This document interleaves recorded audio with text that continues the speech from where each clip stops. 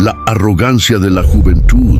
Hay un error común que cometemos todos los que nos criamos en el asfalto. Creer que el bosque es un parque de diversiones, un escenario estático diseñado para nuestro entretenimiento.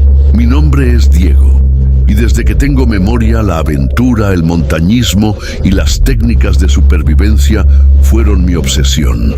Pasé gran parte de mi infancia y adolescencia en los exploradores, aprendiendo a leer mapas, a orientarme por las estrellas y a entender los lenguajes de la naturaleza. Me sentía invencible, sentía que no había terreno que no pudiera domar. Hace aproximadamente 12 años, cuando finalmente me gradué del colegio, decidí organizar un viaje de celebración antes de que cada quien tomara rumbos distintos en la universidad. Invité a mis 5 mejores amigos. En total, éramos 6 jóvenes desbordantes de esa arrogancia típica de los 18 años. Nuestros padres, con la sabiduría que dan los años, nos rogaron que fuéramos a un parque nacional regulado, un lugar con guardabosques, senderos marcados y zonas de acampada seguras. Pero nosotros, en nuestra impertinencia, decidimos ignorarlos.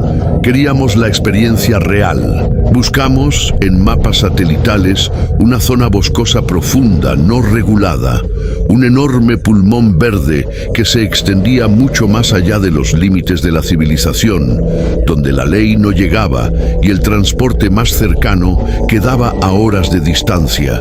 El viaje comenzó de la mejor manera imaginable.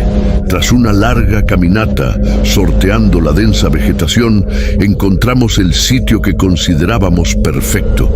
Un claro rodeado de pinos ancestrales cerca de un riachuelo de agua cristalina. Armamos nuestras carpas, acomodamos los suministros y aplicando lo que había aprendido en los exploradores, logramos cazar un par de conejos para la cena. Teníamos todo bajo control. La noche cayó de golpe, espesa y fría, como solo ocurre en los bosques vírgenes. Cocinamos los conejos en una fogata improvisada, compartimos risas, nos contamos las clásicas historias de terror para ambientar el momento y, eventualmente, el cansancio nos reclamó. Como era nuestra costumbre en los campamentos de exploradores, establecimos turnos de guardia en parejas. Nadie debía quedarse solo en la oscuridad. A mí me tocó el turno más pesado, el que todos temen, de las 3 a las 6 de la madrugada, acompañado por Martín. Martín no solo era parte del grupo, era mi mejor amigo desde la infancia, el tipo con el que había compartido campamentos secretos y planes a futuro. Cuando el reloj marcó las 3, el turno anterior me despertó. Me vestí rápidamente, tiritando por el frío que calaba los huesos, y salí de la carpa. Afuera, Martín ya estaba sentado junto a las brasas agonizantes de la fogata, avivando el fuego con una rama seca. Durante las primeras 2 horas, el bosque mantuvo un silencio casi antinatural. No se escuchaba el viento, ni el canto de las aves nocturnas, ni el crujir de la maleza. Éramos solo Martín y yo, compartiendo un termo de café de olla, hablando en voz baja para no despertar a los demás. Pero a eso de las 5 de la mañana, la atmósfera del campamento cambió drásticamente. El aire se volvió densamente frío, al punto de que nuestras respiraciones creaban nubes de vaho blanquecino que tardaban en disiparse. De pronto, entre el espesor de los pinos que rodeaban nuestro claro, vi algo, una silueta. No era la forma de un animal cuadrúpedo, era una figura alargada, desproporcionadamente alta, que parecía asomarse detrás del tronco de un roble viejo, a unos 20 metros de nosotros. Martín notó mi rigidez y volteó de inmediato. Al unísono encendimos nuestras linternas de alta potencia y apuntamos los haces de luz directamente hacia el árbol. No había nada. El suelo estaba limpio, la corteza del árbol intacta. ¿Viste eso?, le pregunté a Martín, sintiendo un sudor frío recorrer mi nuca. Sí, era como una persona, pero demasiado alta, respondió él sin bajar la linterna. Gritamos hacia la oscuridad, preguntando quién estaba ahí, advirtiendo que éramos un grupo grande. No hubo respuesta, ningún sonido de pasos huyendo, ningún crujido de hojas secas. El bosque simplemente absorbió nuestras voces. En ese momento, queriendo mantener la calma y aplicando la lógica racional, Martín sugirió que el sueño y el cansancio nos estaban jugando una mala pasada, creando formas con las sombras del fuego. Acepté su explicación porque la alternativa era admitir que algo nos estaba cazando desde la negrura. A las 6 de la mañana, los primeros rayos grises del amanecer comenzaron a filtrarse entre las copas de los árboles. Sintiéndome aliviado por haber terminado el turno, me levanté del tronco donde estaba sentado para dirigirme a mi carpa y despertar a los encargados del último relevo. En ese instante, Martín se puso de pie, estiró las piernas y me miró. «Adelántate, Diego. Voy a alejarme un poco a orinar. No me esperes afuera», me dijo con tranquilidad. Asentí con la cabeza. Caminé hacia las carpas, desperté a mis compañeros y me metí en mi saco de dormir, cayendo en un sueño profundo y pesado, convencido de que el peligro de la noche había quedado atrás. Ese fue el error que me destruiría la vida. Unas horas más tarde, el sol ya estaba en lo alto cuando el resto del grupo me despertó. Había un ambiente de confusión en el campamento. El desayuno estaba listo, pero Martín no aparecía. Pensamos que se había alejado a explorar o a buscar más leña, pero conforme pasaron las horas y nuestros gritos no obtenían respuesta, la confusión se transformó en un pánico absoluto. Lo buscamos desesperadamente por los alrededores durante todo el día. Seguimos el rastro del riachuelo, revisamos las zonas de maleza densa, pero era como si la tierra misma se lo hubiera tragado. No había huellas, no había prendas de ropa tiradas, no había señales de un ataque de algún depredador. Desesperados y exhaustos, decidimos levantar el campamento a toda prisa y caminar de regreso hacia la carretera para pedir ayuda. Llamamos a la policía.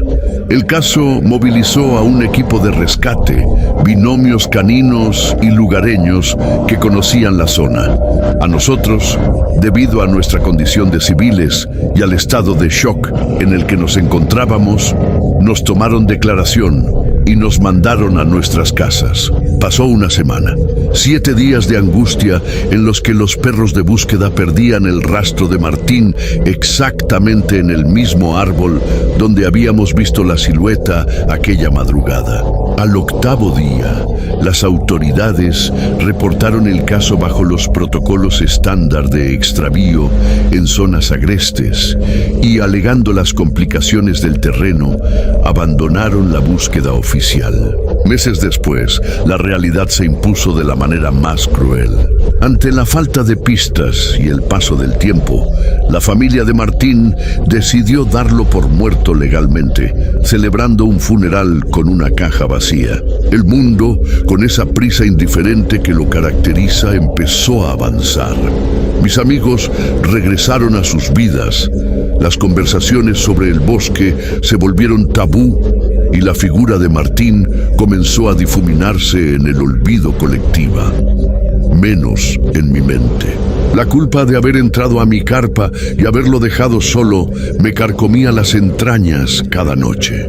Y entonces comenzaron los sueños. Una noche, mientras dormía en la seguridad de mi habitación en la ciudad, me vi transportado de vuelta a aquel claro maldito. El bosque estaba sumido en la misma penumbra de las 5 de la mañana. Desde lo profundo de la arboleda, escuché una voz distorsionada, lejana, que pronunciaba mi nombre con insistencia. Era Martín. Corrí con desesperación hacia el encuentro, apartando las ramas que me cortaban el rostro hasta que llegué a un claro que nunca antes había visto. Allí estaba él de pie, pero al acercarme y ver su rostro bajo la luz pálida del sueño, el horror me despertó con un grito ahogado. Su piel no tenía color, Se veía completamente blanca, húmeda, como la carne de un ahogado. Sus ojos fijos no tenían expresión. Nos miramos durante lo que pareció una eternidad en la dimensión del sueño, hasta que él abrió la boca. Sus palabras no salieron de su garganta, sino que resonaron directamente dentro de mi cabeza, grabándose a fuego en mi memoria. Me abandonaste aquí con él. Por favor, libérame. Al día siguiente, llamé a los otros 4 amigos que compartieron el campamento con nosotros. Les hablé del sueño, de la fijeza de la voz y de la ubicación exacta que había memorizado en la pesadilla. Al principio se mostraron renuentes, temerosos de reabrir una herida que les había tomado meses cerrar, pero la culpa compartida los obligó a ceder. Decidimos volver al bosque. Esta vez fuimos armados, con equipos de localización y bajo una tensa promesa de no separarnos bajo ninguna circunstancia. Guiados por los puntos de referencia de mi sueño, nos adentramos más allá del claro original, rompiendo terreno en una zona donde la vegetación era tan densa que apenas permitía el paso de la luz solar. Tras 2 horas de caminata, encontramos el claro oculto, y en el centro, semienterrado entre las raíces de un sauce llorón, encontramos el cuerpo. Era Martín. El estado del cadáver desafiaba toda lógica médica y biológica. A pesar de haber pasado meses desde su desaparición, el cuerpo no mostraba signos de descomposición ordinaria. Su piel mantenía esa misma palidez húmeda y fría que había visto en mi pesadilla. Sin embargo, lo que nos hizo caer de rodillas del horror fue su rostro. Sus cuencas estaban vacías. Alguien o algo le había arrancado los ojos con una precisión quirúrgica y sus labios estaban congelados en una mueca de agonía, una expresión macabra que parecía gritar en el silencio del bosque. Mientras intentábamos procesar el hallazgo y sacar los teléfonos para dar aviso a las autoridades, el aire a nuestro alrededor se congeló. El sonido del bosque murió por completo. Detrás del tronco del sauce, una sombra familiar comenzó a desprenderse de la vegetación.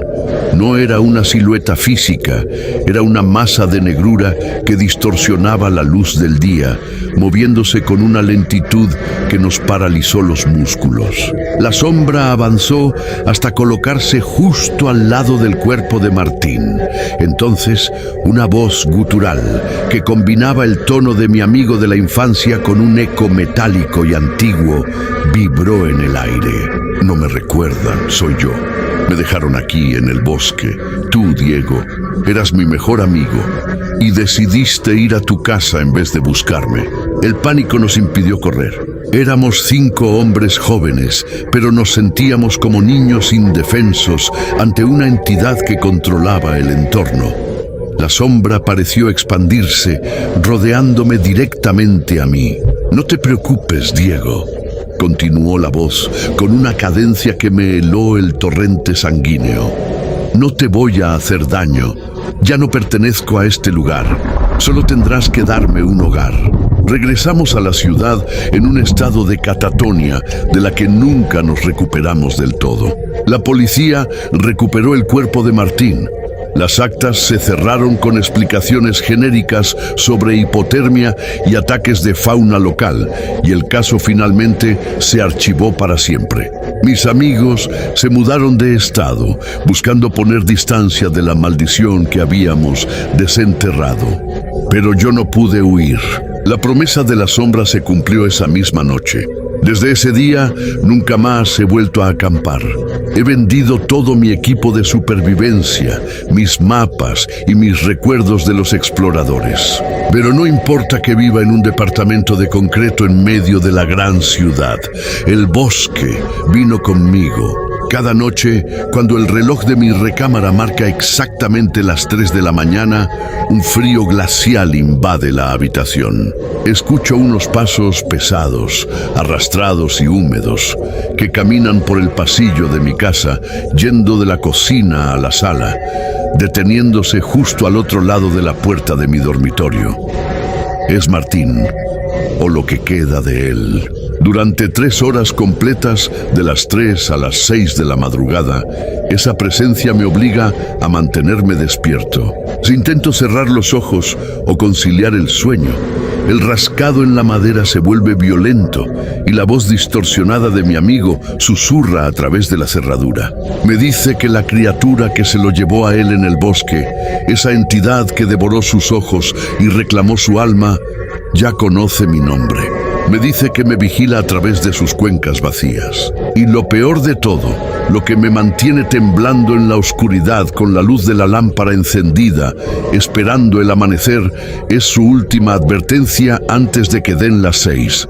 Me dice que mi turno de guardia se está terminando y que yo podría ser el siguiente en quedarse solo en la oscuridad.